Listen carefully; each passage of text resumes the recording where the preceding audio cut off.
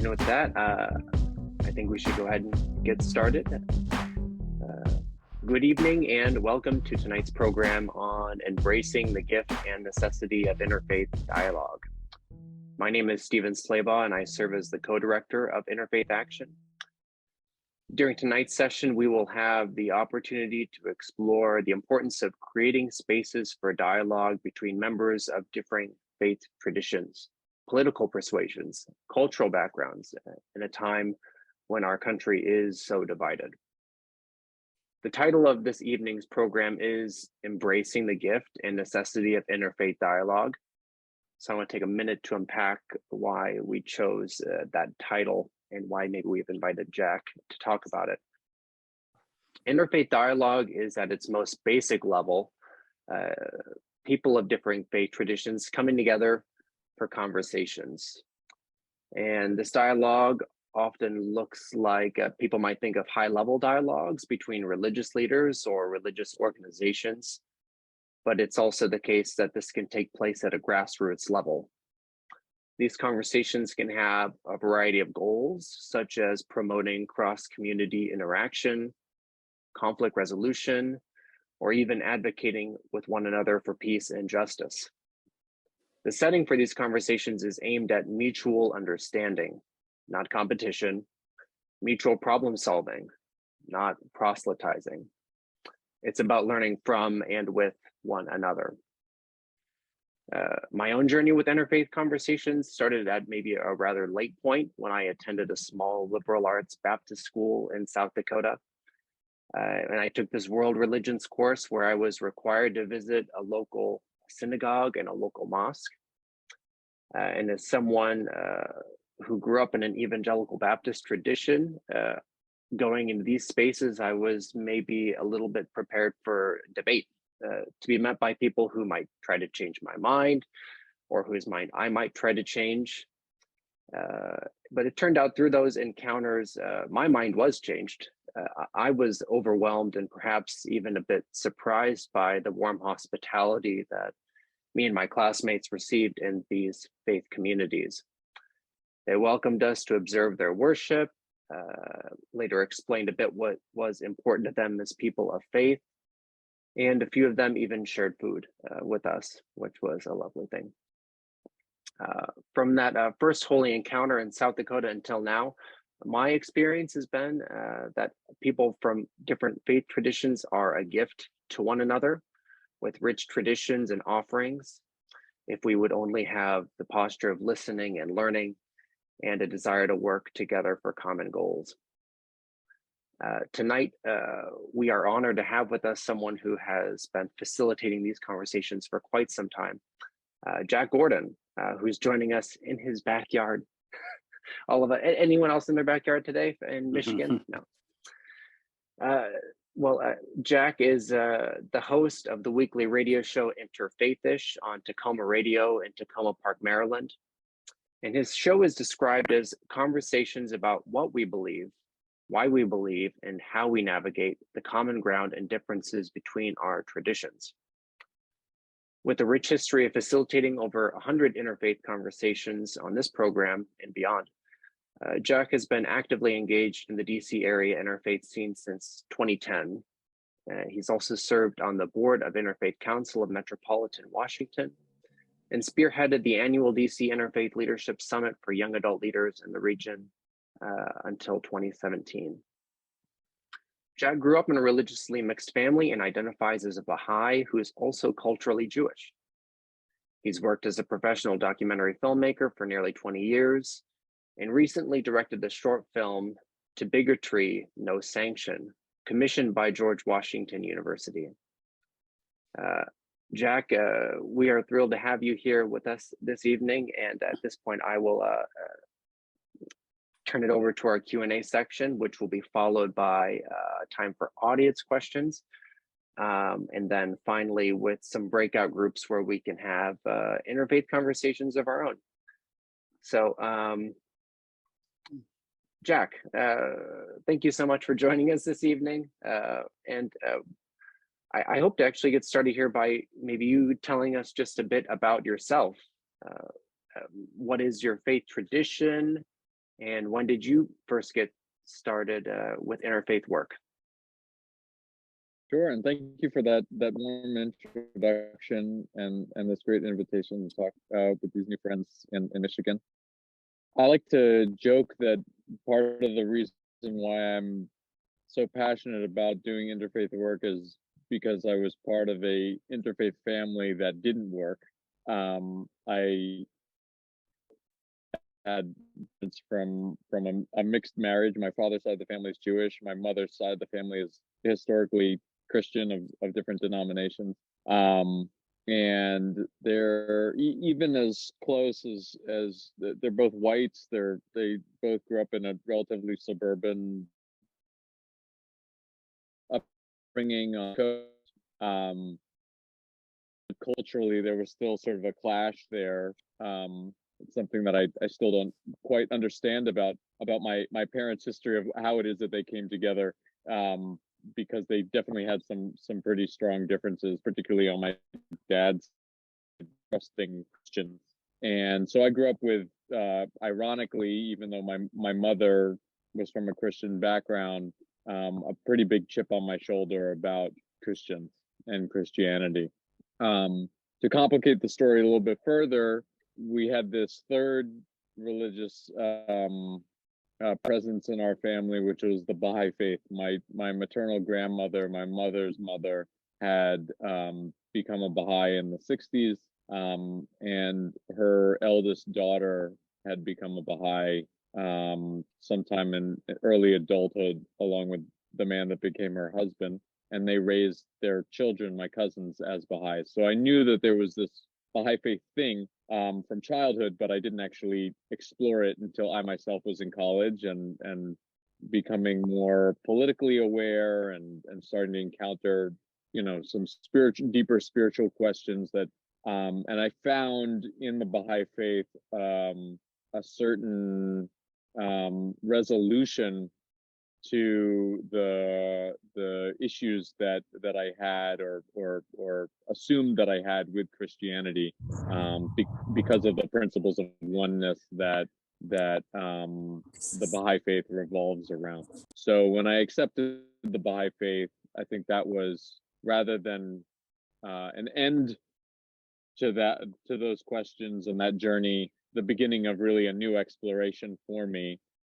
And the 20 years since then have been really a journey and an adventure, and interrogating those questions about what is it that I believe, what do I understand about myself and my own spiritual self, my spiritual nature, and at the end of the day, how does that then approach and come into community with people of different backgrounds and beliefs, and so that's part of what's really motivated this calling and this vocation to be involved with interreligious dialogue and action through the various projects that I've done, since as you said, formally around 2010. Jack, I'm just wondering, how did you first get involved in interfaith work in sort of a professional setting, given all of those, your really rich family history, on a professional level? Sure. So in 2007, I moved to the DC area. I had been living overseas in Madagascar, as luck would have it.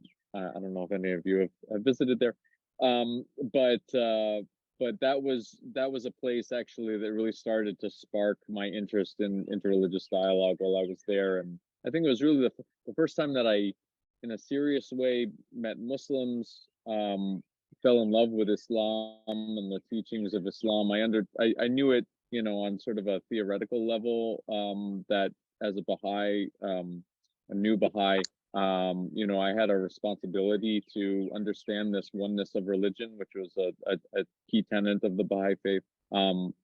But I didn't have any practical experience. So while the years that I was living in Madagascar, I encountered I encountered Muslims for the first time. Actually, it was actually the place where I encountered Baha'is for the first time. Outside of my family. It was where I decided to join the Baha'i community was while I was living in Madagascar.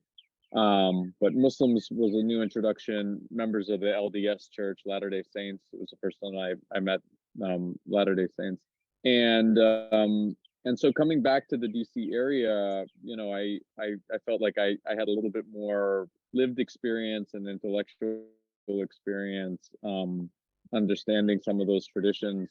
And as I was saying at the beginning of this conversation, DC is such a rich place culturally, and in terms of its religious diversity, that it was fertile ground for starting to explore this. And soon into my time here, I came here for a job initially that and within the first few weeks of moving here, to work as a communications person for a nonprofit organization. And Baha'is that had been working for this unique media project that supported creating television and radio programming in Farsi for the Iranian people, both in Iran and in the diaspora. And if you know anything about the Baha'i faith and the Baha'i community, the Baha'i faith was born in Iran. It has its founding in Iran. It's a worldwide religion that is in every country on the world presently, but that's where its origins are coming from. And because it comes from a Muslim context, and recognizes a prophet after Muhammad, it's considered to be a heretical religious movement by the Muslim authorities in Iran. And so Baha'is have experienced waves and waves of persecution. In the early days, tens of thousands of early Baha'is were put to death during the Ottoman Empire, and in more recent times have faced very serious waves of persecution that include, really unfounded imprisonment, the destruction of holy sites and cemeteries, basically restricting Baha'is from holding government jobs or any sort of ability to create a livelihood for themselves, and basically the dissolution of their institutions or their religious institutions.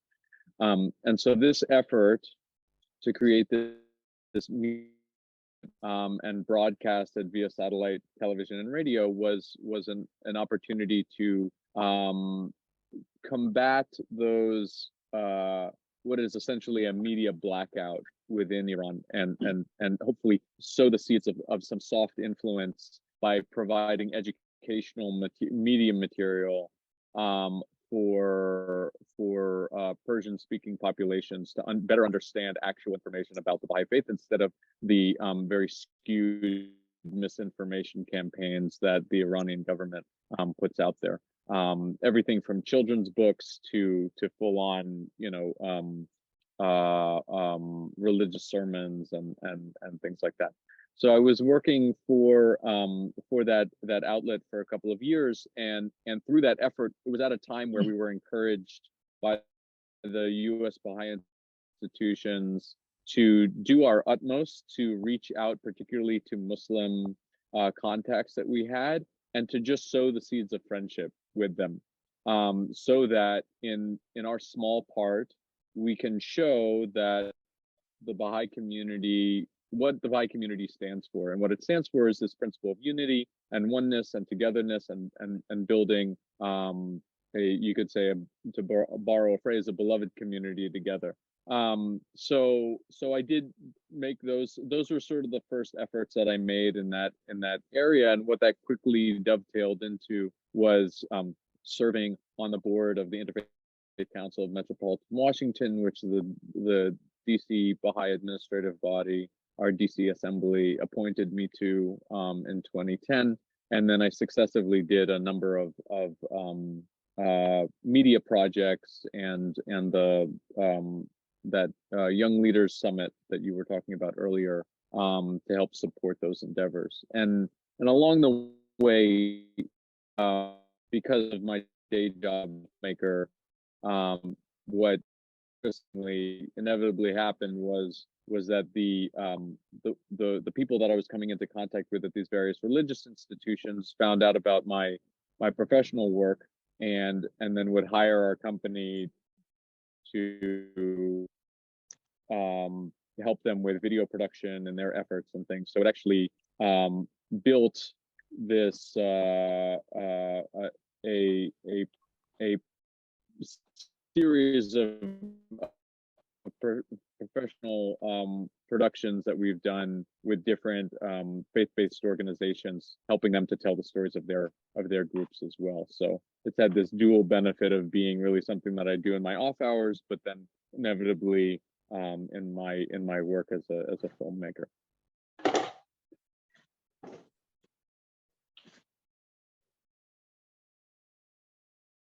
Wonderful. Thank you, Laura. I'll turn it over to you. Yeah. Hi, Jack. So you've facilitated over 100 interfaith conversations on your podcast, Interfaith-ish, which you describe as conversations about what we believe, why we believe, and how we navigate the common ground and differences between our traditions. How did you begin this journey of facilitating interfaith podcasts, and what are some lessons that you've learned about interfaith conversations along the way?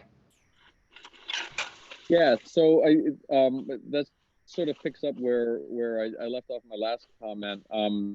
So when I was with the Interfaith Council, the first thing I noticed is that I was the youngest person at age around 27 at that time by about 10 years of pretty much anybody else that was on the board of that institution. These are representatives that the various churches and mosques and communities would send to be part of this collective group, and really it was a group that was created. I think it was I want to say in the late 70s, early 80s, and can boast the greatest degree, I think, of religious diversity at that time, where it had, very quickly, I think 11 historic faith communities that were represented. And when I say faith communities, all of Protestant Christianity was named as one. So Protestant Christians was one, Catholics was another, Muslims, Baha'is, Buddhists, etc., going down the list. So there was really a rich diversity of people that were around that table, and I was meeting a lot of them and noticing that a lot of them had grayer hair than I did. Now I have more gray hair, but the question that will come is like, where are the young people, and how does an organization that's intending to make interfaith relations and dialogue and action relevant, how does it sustain itself if there are not young people that are at the table and part of these conversations? It's not the only organization that has those questions that are there, and I think very few organizations, at least in those early 2000s, was doing a very good job at bringing young people into the conversation and making it relevant for them. So that was something that I sought to do right from the outset, and as I would get to know people, I was doing this interview series with other members of the board, and that introduced me to a lot of young people that were sort of the deputy, the assistant director of a program, or the deputy or assistant minister, assistant rabbi, and so on and so forth. And so we put together this sort of cadre of young people that had a very different conversation than the people that were the head rabbi or the head imam or what have you. A different type of conversation would happen when we would gather. And so we started to spearhead these annual gatherings that would be a catalyst for relationship building, particularly among young people that were interested in talking about issues of religious dialogue, interreligious dialogue. whether they belong to a particular tradition or not. And we made space for people who were claimed multiple faith traditions, that claimed no particular faith tradition, that were academically exploring religion, or atheists, but also believed in social justice and the power of bringing multiple communities together. So this was all sort of the context that was there. And then what inevitably happened was that I got old, and I was no longer a young adult. I crossed that threshold of being, we had sort of a hazy line of like 35 or something in there where we would say, okay, you are like a full adult at this point. You're no longer just a young adult. And so, you know, you've gone out to pasture. And so I handed over the reins of that activity to other people that were involved with the effort, and it continued past that. And then, but I was still really eager to engage with these conversations, and I had a really deep Rolodex of contacts through that work, having done that work then for 5 close to 10 years. And so so I said, well, what can I do? I'd love to do something that brings my media expertise together with this. And I wanted to start I should say, I did not want to start a podcast. I wanted to start a radio show.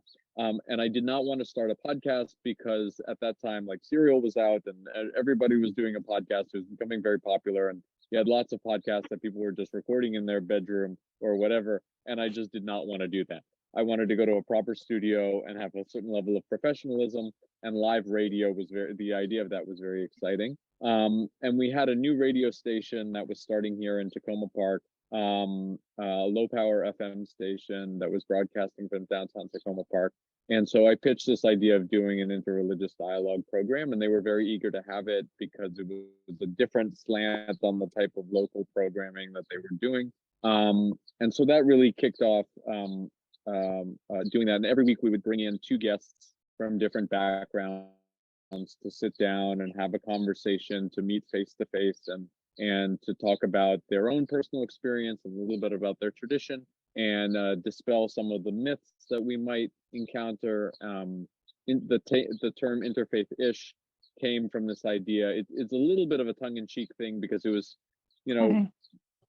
hyphen-ish was more saying that, hey, there's a little bit of a leaving room for what does interfaith mean, so that was part of the reason why it was interfaith-ish. It wasn't the traditional interfaith dialogue that people might be used to, but are all using sort of the slang term of what ish is sort of the stuff, I'm keeping it PG, but the stuff that you might not get into, rolling up your sleeves and getting into the questions that you wouldn't necessarily find if you were, talking to Cardinal so-and-so and Rabbi so-and-so, who were keeping things a little bit more at a party line level. So we got into some of those conversations, and we would talk, we talked about with a rabbi and an Orthodox priest, like beard care. We talked about like what it goes into, like a well-scented beard, something like that. We talked about, what was it like to be a Hare Krishna in Russia, and like what were the religious freedom issues and the assaults that people were facing there. We talked about it, things like if you were a interfaith themed professional wrestler, what would be your finishing move, and we talked the Holy Ghost slap back, was some of the things. So we had fun. We sort of made it light and got into some deep things there. And then of course then the pandemic hit, and I ended up with a podcast that I recorded in my bedroom anyway, despite my best efforts. But really what that turned into was an opportunity to reach out to people beyond the DC area. And we quickly pivoted to say, how can we then use this opportunity if we're all stuck at home to talk to folks in other parts of the countries or in the world, and bring in voices that we hadn't seen, and really think about if the original concept for the show was a neighborhood, and bringing neighbors together in dialogue. What does an online neighborhood look like, and how does that create an opportunity to mix it up with folks that we may not get to engage in IRL in real life, but still have a fruitful conversation with. So we've done that for the last few years. We're just getting back into our radio station, which through an abundance of caution really kept the restrictions on the people that were coming into the studio in this most recent until the most recent months. But since then, I've pivoted now to having a series of conversations around music and talking about music and the spiritual themes that different musicians, both secular and religious, are encountering in their in the music and the art that they create, the music that inspires them, and how we can think differently about what we consider to be spiritual music, and how we can appreciate the spirituality that really is inevitably at the core of that music making process. If we consider, music to be a divine expression as well, that the arts are actually a divine expression, and complicate the question of, what does spiritual music sound like? Does it sound, can we find something divine in pop music? What are the things that we find there? And it's yielded a number of really lovely conversations for all of you who are music lovers and have a deep appreciation of the myriad forms of music that are out there. I'd encourage you to look at some of those conversations, even if you're not particularly into the genre of music that the person creates, because I think there have been some really beautiful conversations there that have surprised me a lot through those explorations. Thank you. Yeah, I love that you've created these spaces for all of these, different, little bit different take on interfaith.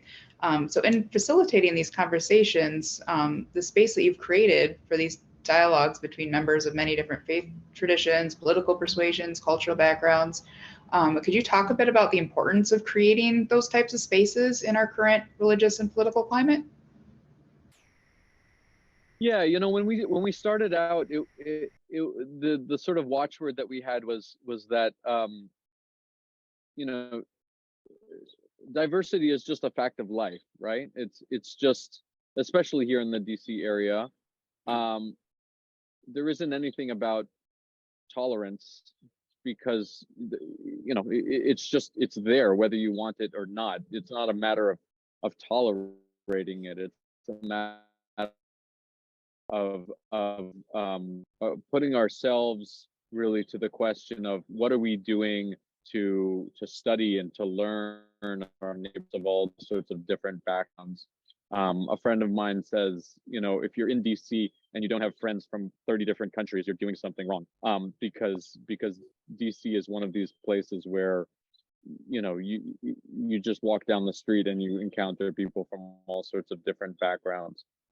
So I think that, I was just in a conversation earlier today where we were saying, how do we recognize that gift? How do we recognize that opportunity to really do the most that we can every single day when we get up to enrich ourselves, our own understanding of the world by really engaging thoughtfully with our neighbors? And dialogue, I think, is the least we can do to really be bold in our conversations and to say these are people who, anybody that I encounter is going to have a different perspective than I do, even if they may share the same tradition. They're going to have a different origin story that's going to lead them to this point in life. And how can I thoughtfully encounter them to explore matters of the spirit, and then ultimately, how do we turn that into action to create the more pluralist society that we really want to see, that lives up to, particularly here in the United States, the ideals of what our country was founded on. I think that those really the responsibility and the duty of each one of us that live in this country, no matter our background, no matter our resources, no matter where we're coming from, because it's something that really is just part and parcel of being in the United States. You know, being in our country, which is, you know, I've traveled to dozens of countries all around the world, and this is something that is fundamentally different about the United States, the breadth of the diversity that's here. But if that diversity is a fact, how do we recognize our agency in bringing about a more pluralistic vision of what our country can be?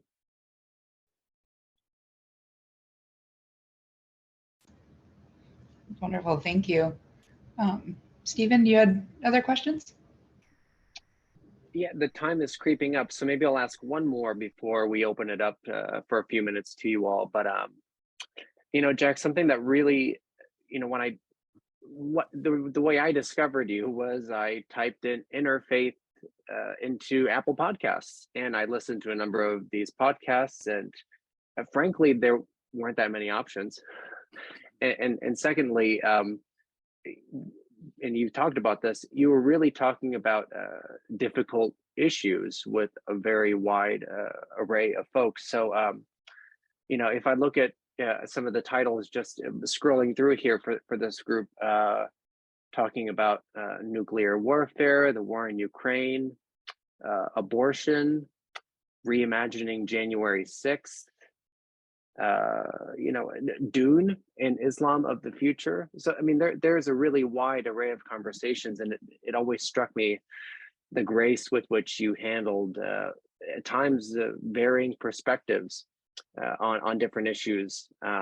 So I wanted to encourage people to check those out and check out some of your work, as I think really exemplary of what it means to create these kind of spaces where we can ask the hard questions, where we can engage politically, as well as from our religious perspectives. But I did want to add that before I move into this final question. And that is, here at Interfaith Action, we find that many of our efforts are focused on building interfaith community through action. And so I want to ask you, in your experience, what is the relationship between interfaith dialogue and interfaith action? And if there are any examples from your experience that stand out. Yeah, I think that they are they're completely linked, because we need to have at least a baseline understanding of one another in order to engage in any sort of meaningful action. I think that part of the trouble can arise from dialogue is if it just stays at the point of dialogue, then it becomes, you know, perhaps a worthwhile academic exploration, the excitement that comes from theological debate or even just study together. Those are all well and good, and they have their place. But I think that if we are trying to heal the world, if we're trying to disrupt the model of conflict and work towards a new story of cooperation, then at some point we have to take the step to move into concrete action together. And from a Baha'i perspective, our community life is organized around these seasons of consultation, action, and reflection as being really critical elements. And I'm sure that in your various traditions and communities, there's some version of that as well. But at an institutional level, the yearly cycle is broken up by these periods of doing this and thinking about the growth of the community and what is it that we're doing at these different times. And I think that, you know, part of my aspiration as a Baha'i has been really to concretize that idea and try to bring it into my own individual life, because if we are only consulting, discussing, planning, and we never take the step to action, we haven't really moved out there. We haven't taken the risk to put ourselves out there. And I think that action part, trying, failing, is an important step to take. And then we have to do the work of also reflecting and being honest with ourselves about how things went. Some things will not have gone well. Some things will be brilliant successes, and we should celebrate those successes and talk candidly about what it was that didn't work as well, and then not be disheartened by the failures, or be satisfied with the successes, but say, okay, well, how does that take us to the next step? And then we consult again and start the cycle again to consult about what next is to be done. So I think that no matter what it is that we are doing in our neighborhoods, right now I'm very focused on my neighborhood level, and really we've moved into a new neighborhood within the last year and a half, and relationship building here has been really a critical piece of it. Making sure that my my daughter feels very safe and engaged and aware of our neighbors, and knows who they are, and they know who we are as a family and what our values are, have been really critically important. And that happens in a lot of different ways, depending on who it is that we're talking with. So we have a couple minutes for questions. I do really want to break up. So are there one or two questions from the group? Anyone have a question for Jack about what he's talked about, or what struck out to you? Thank you, Stephen. And Jack, you mentioned things that go well and things that don't. What sticks out in your experience as something that really brought you joy? And what's something that was rather disappointing in your interfaith work? Could you repeat that question? Can you hear me okay? Yes, I can. I said you spoke about things that go well and things that don't. So in your experience, what is in your interfaith work, what has really brought you joy, and what has brought you some heartbreak? I think that the joy comes from, as I mentioned, when those circles are thrown wider, because I think that inevitably, I'm a bit of an extroverted person. I like being around people. I get sort of a adrenaline or dopamine hit, from being around lots of people. And so it brought me so much happiness, for example, when we were having these young adult summits, to see that event would grow year after year, and that people would genuinely have fun at it, and they would come as strangers and leave as friends. And we have a Facebook group and a text thread, and now years on, we get together with some of those early organizers of that event to get our kids together, and they play, and they get to, we've joked about how we don't want to say middle-aged, but we're the mid-career interfaith leaders group now. And that's been just so much fun to have. I mean, I just genuinely love the people that I'm with, and I'm grateful for their friendship. So that's certainly a joy that comes from it. I think one of the hardships has come from institutions not recognizing the critical role that young people play, and struggling to recognize why it is that young people are not showing up to their activities, because there's always, I think, a tendency to do what's safe and what's easy, and I think that we really, at our institutional level, we need to really ask the hard questions of why it is that young people aren't showing up if they're not, and what can we do to make them more welcome, whether it's serving dinner so that, food is a great motivator for people to come. Maybe it's time of day. Maybe it's frankly handing over the reins to whatever few young people are there and trusting them to plan the activity. And just saying, success or failure, we're going to support you 100% and encourage you in what you're doing. And we may not get it, and it may look very strange to us, but we trust your vision. I think that that's probably the best thing that a community can do, to create a space that is not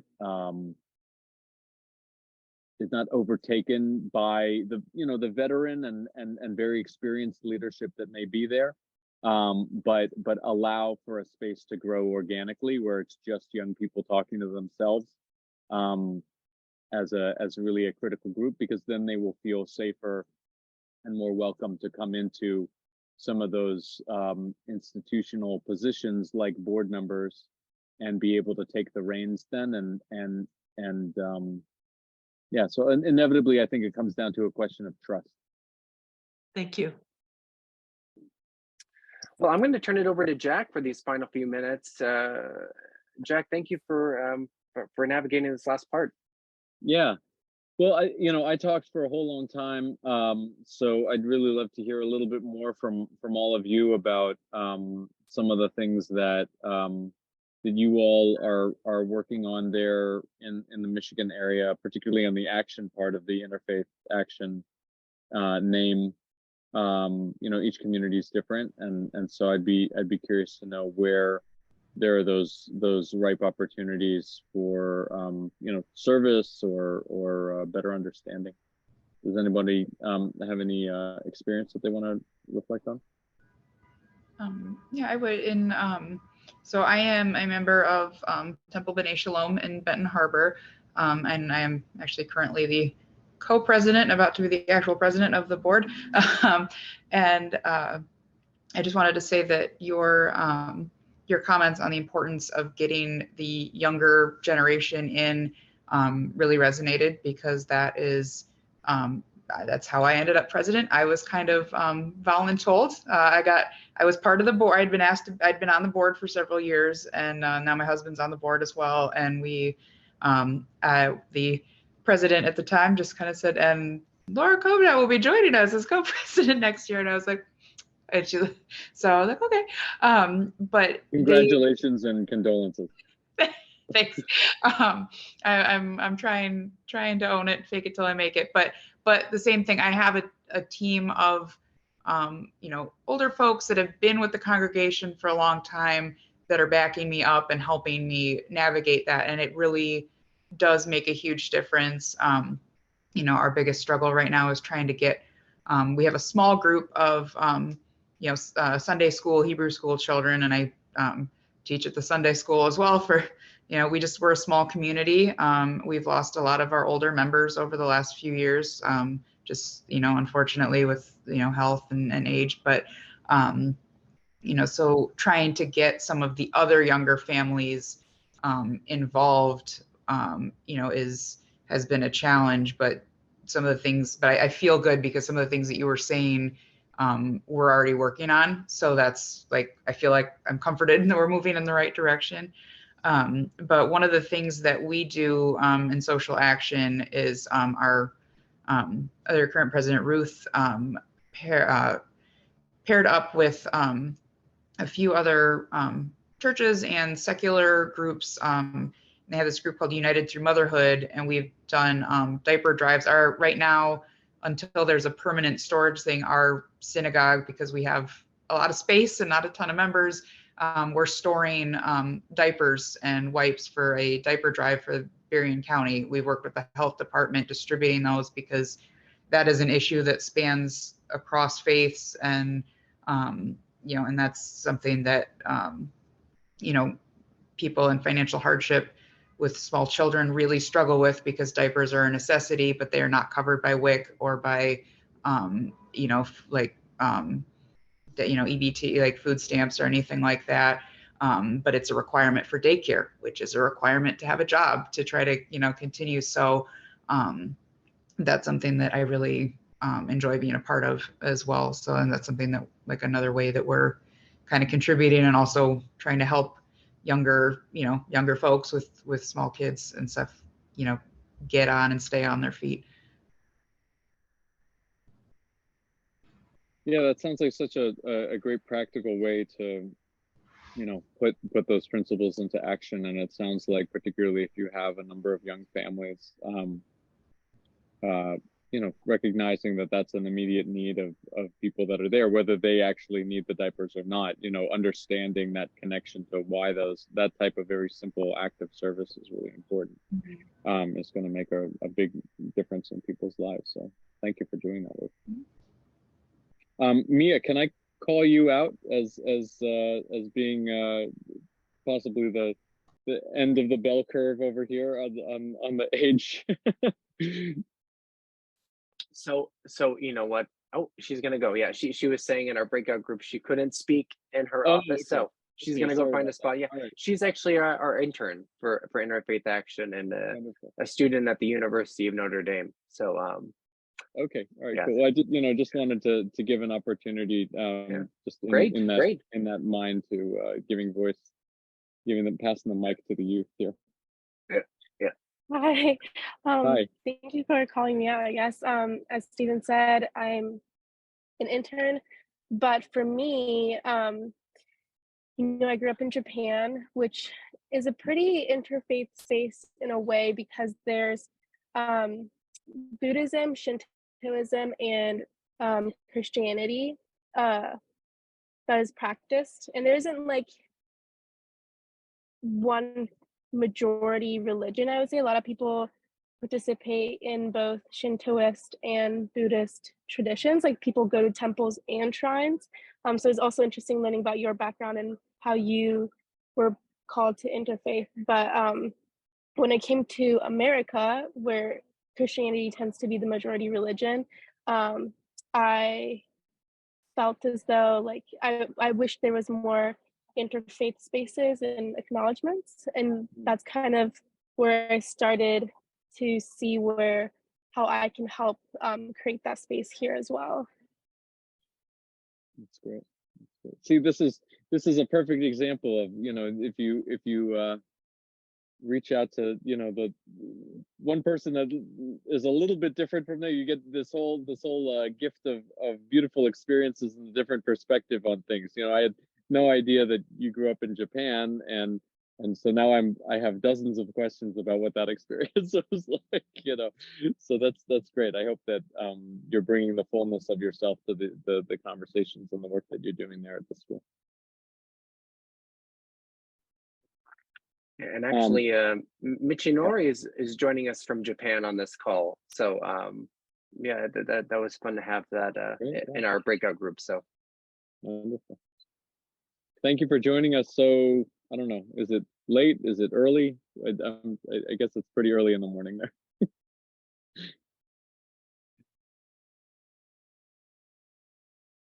I think it's like a 13-hour difference right now because of daylight savings.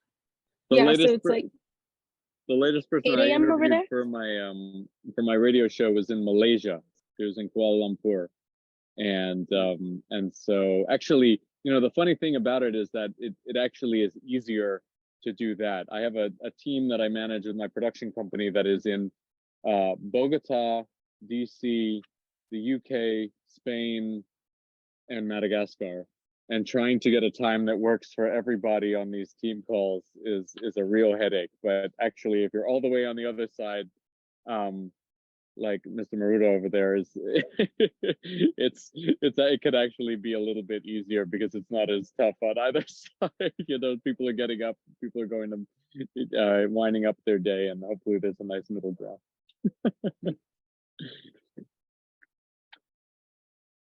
I would say a few words about what Interfaith Action does, since you asked. But a few of the things that are really important to us right now are gun safety. So actually, it's been a pretty momentous week in our state in that area, and we're really grateful for all of the partners who have been working on that. But that's been a priority for Interfaith Action. as well as issues around migration. And one area is supporting driver's licenses for everyone in the state. We have migration. We have promoting pluralistic democracy is another of our areas, and sort of countering some of the rising religious nationalism, especially Christian nationalism. But those are just a few of the things that we do, but we always look forward to these sorts of conversations, and it's always nice to hear what people in other communities are doing. But it sounds like you all are really tackling some pretty big issues, and I'll just say, you know, as an outsider, I know what it's like to show up to a meeting and it feels like it's only attracted a handful of people, but we do have a strength even in those small numbers, and I think if we look at the stories from each of our traditions, how many times has it been that these legends and these heroes and heroines of our traditions came from really humble starting places, that were only a handful of people that were in the room at the time or around the table at the time, and, you know, look at all that they've been able to inspire in the world. And so I think that can really, you know, give us something to draw strength from, and to know that we can actually create through our vision and inspired by the best of our traditions opportunities that can really impact all of our state, all of our country together. So thank you for doing all that great work around, you know, keeping our communities safe and providing a more inclusive environment for people of all backgrounds. Yeah, well, I feel like that could be a good note to end us on. It was really well said, and thank you for your encouragement. I found a lot of encouragement from your work, Jack, and thank you for your time this evening. So, and thank you all for joining. Wonderful to be with you all, and thank you again for the invitation. I hope we'll get to meet again soon, and hopefully in person. Thank you. Thank you. Wonderful. Thank you. Thank you, Jack. Thank you all. Have a good night.